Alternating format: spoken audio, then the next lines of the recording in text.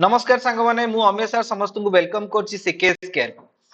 पिला माने आपण आज न्यूज़ पढिथिबे जे एस्ट्राजेनेका फाइनली तार समस्त कोविड वैक्सीन्स गुडी को पूरा दुनिया रु आपणकर विड्रॉल करि सारिछि जदि आपण जानिथिबे ये न्यूज़ सेतेबेले हाइलाइट थिला जेतेबेले गोटे सप्ताह तळे एस्ट्राजेनेका यूके रो कोर्ट रे स्वीकार करथिला जे तार जो वैक्सीन कोविशील्ड द्वारा आपणकर पोटेंशियल ब्लड क्लॉट्स भली रोग गुडी को होउछि ये ब्लड क्लॉट्स गोटे प्रकार साइड इफेक्ट अटे एवं ये साइड इफेक्ट को आपणकर थ्रोम्बोसिस थ्रोम्बोसाइटोपिन सिंड्रोम्स आपणकर कुहा जाय जोटा कि रेयर टाइप ऑफ आपणकर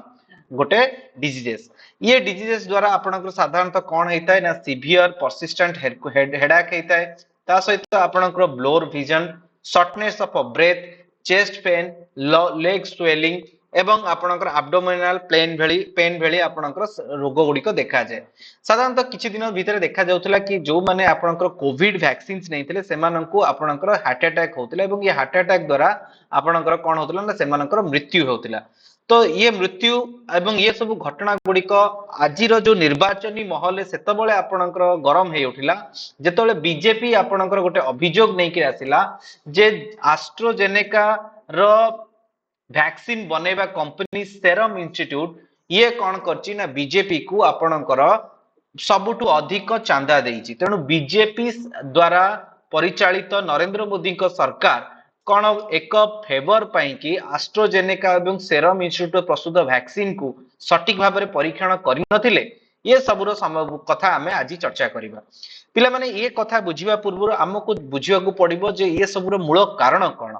पिला माने आपण जानिथिबे 2020 मसिया रे आपणकर कोरोना भाइरस पूरा पृथ्वी रे आपणकर व्यापी जाइथिला कोरोना भाइरस रो प्रभाव फल रे अनेक लोकंकर मृत्यु होइथिला तेणु किपरि भाव रे ये भाइरस को निराकरण करबा को पड़िबो पिला माने मन में क्वेश्चन आसे जे भाइरस तार कोन ना भाइरस होउचे एक पैथोजेन जे कि कोन करे ना प्लांट एनिमल एगुडी को समस्त को अफेक्ट करथाय एवं ये प्लांट और एनिमल जते अफेक्ट करथाय सेतबेले लोक माने बीमार पड़ंती साधारणतः एक भाइरस रे थाए कोन ना एंटीजेन एवं ये एंटीजेन गुडिक एक प्रकार प्रोटीन ने तयारी हितांती जदि आपण कोरोना भाइरस देखिथिबे एई भली तार मुकुट सदृश जिंस को एंटीजेन कहा जाय ए एंटीजेन गोटे एंटीना भली काम करथाय एवं बॉडी हमर कोन करे ना ए एंटीजेन को प्रतिहत करबा पई कि एंटीबॉडीज गुडिकर गठन करथाय एवं ये एंटीबॉडीज कोन करंती ना एंटीजेन मानको को प्रतिहत करंती एवं हमकु रोगरु सुरक्षा करिथांती किंतु बेले बेले कौन होता है ना आम बॉडी सेते मात्रा रे एंटीबॉडी प्रस्तुत करि न थाए जहा फल रे भाइरस आम बॉडी रे डोमिनेटेड हे जाय एवं भाइरस प्रभाव रे हमर मृत्यु हे थाए तले जतले प्रभाव पकेई पर न थाए कोनोसी एंटीबॉडी सेते बेले आमे कहिथाउ कि हमर इम्यूनिटी सिस्टम हमर वीक थाए पिला माने तले इम्यूनिटी सिस्टम कोन जदि आमे पचरा जीव तले इम्यूनिटी सिस्टम बिसरे टिके बुझिबा पिला माने इम्यूनिटी सिस्टम होउची कोन ना साधारणतः इम्यूनिटी जोटा कि हमर रोग प्रतिरोधक शक्ति को बताए साधारणतः इम्यूनिटी आपनकर दुई प्रकार गोटेला इनेट इम्यूनिटी आ गोटेला एडिप्टिव इम्यूनिटी इनेट इम्यूनिटी होउची जेतेबेले हम जन्मरु हम भितरे रही थाए एडिप्टिव इम्यूनिटी जोटा कि हमें निजे विकसित करिथाउ जेतेबेले गोटे छुआ जन्म होइता सेतेबेले कोन होय ना तार इनेट इम्यूनिटी रही थाए जेमति कि तार लाळ रे तार आखिर लुह रे ये सबुरे कौन होता है ना इनेट इम्यूनिटी रहता है किंतु एगुड़िक साधारणतः नॉर्मली कोनोसी पैथोजेन से भाइरस हो बैक्टीरिया हो आपनकर फाइट करिया पई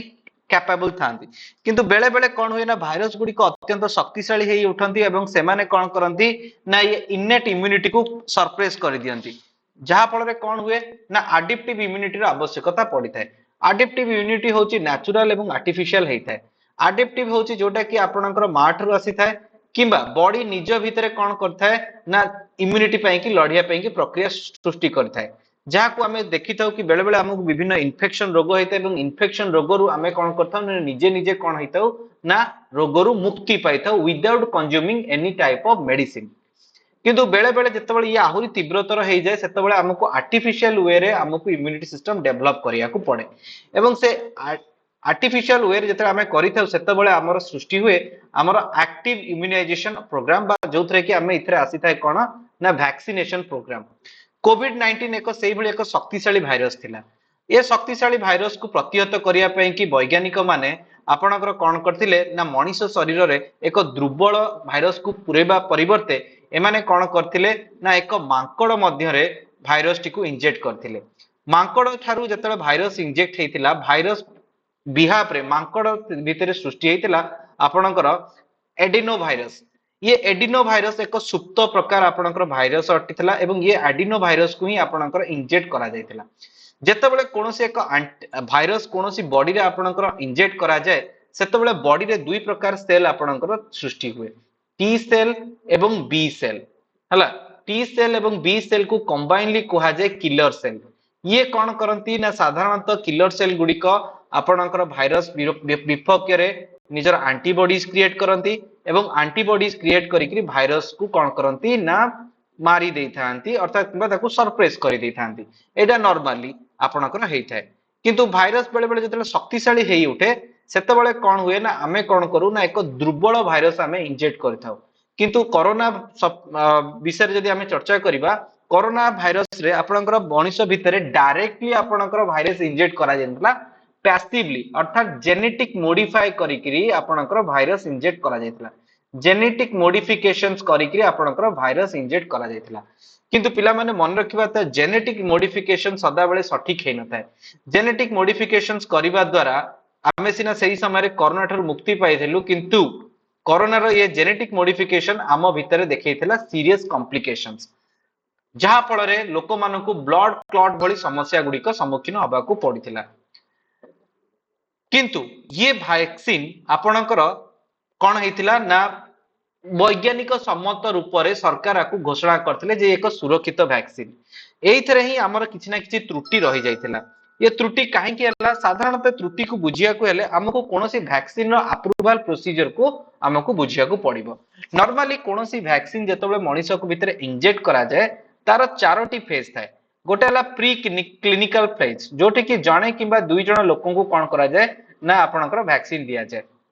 प्री क्लिनिकल फेज परे हमर थाए कोन ना फेज 1 जोठी कोन हुए ना ताठू सैंपल अर्थात अधिक लोकन को दिया जाय।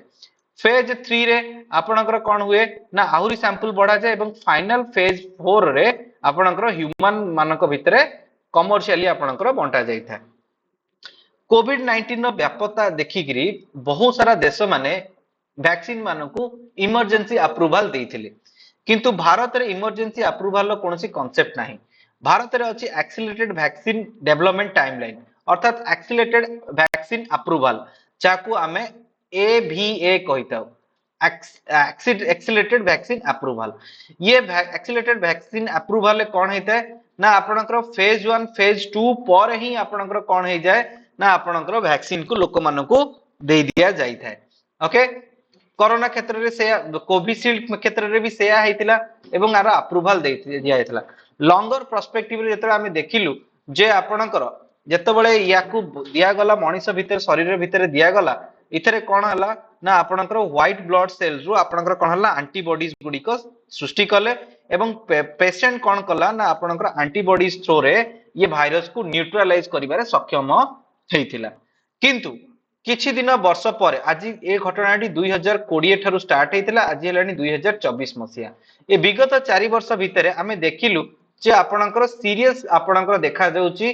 कोन ना साइड इफेक्ट्स गुडिक एवं ये साइड इफेक्ट्स भितरे रहिछि आपणकर थ्रोम्बोसिस थ्रोम्बोसाइटोपेनियन सिंड्रोम्स। तो ये थ्रोम्बोसिस थ्रोम्बोसाइटोपेनियन सिंड्रोम द्वारा कोन होउची ना साधारणतः बॉडी कोन करूची ना ब्लड गुडिक जो गुडिक रहउची ए माने बहुत जल्दी क्लॉट हे जाउचंती। तो बॉडी ब्लड क्लॉट हवा द्वारा आपणकर हार्ट ब्लॉकेजेस समस्या होउची एवं हार्ट ब्लॉकेजेस द्वारा आपणकर कोन हेतिला ना आपणकर लोकन को हार्ट अटैक्स हेतिला एवं ये हार्ट अटैक्स द्वारा लोकंकर मृत्यु भी हेइची। तो आज का जदि देखिबा सेरम इंस्टीट्यूट कहबा कथा थिला, सेरम इंस्टीट्यूट को मतर थिला जे आपणकर कोर्ट डॉक्यूमेंट रे सेरम निजर स्टेटमेंट रखिला जे यूनाइटेड किंगडम रे विभिन्न जगह रे आमे एभली सिंस गुडी को देखिछु, किंतु ये केसेस गुडी को बहुत ही रेयर केसेस। ये केस बहुत ही रेयर, प्रति 7 जन को एभली समस्या हेइ परिबो out of 10 lakh people. 10 lakh लोकंक भितरु 7 जन को एभली समस्या हेइ परिबो, जोटा कि गोटे प्रकार बहुत ही बड़ सैंपल अनुसार सेमानकर दाबी अटे। तेणु आकु आहुरी जल्दी कोन होबो ना रेक्टिफाई करा जाय परिबो बोली एस्ट्राजेनेका लोक मानको आश्वस्ति देइछि बा कोर्ट को तार दर्शैछि। बाकी कथा होची कि आगु कोन होची कोन नै से तो समय कहइबो, किंतु आमक पाई कि हला जो माने एस्ट्राजेनेका आपनकर नेइछंती बा एस्ट्राजेनेका द्वारा प्रस्तुत कोविशील्ड टीका नेइछंती वर्तमान पाई कि सेमानकर स्वास्थ्य आपनकर विपद संपूर्ण अटे सेमानको हार्ट अटैक सहित एई भली लेग स्वेलिंग हबार रोगर भी समस्या अछि एवं फाइनली आज 8 मे 2024 रे एस्ट्राजेनेका तार समस्त कोविशील्ड टीका गुडी को विड्रॉल कर देइछि बाकी आगु कोन होउछि मु आपनको अपडेट देई चलिबी तो आज पे एथिक थाउ पिला माने have a good day enjoy the day bye bye.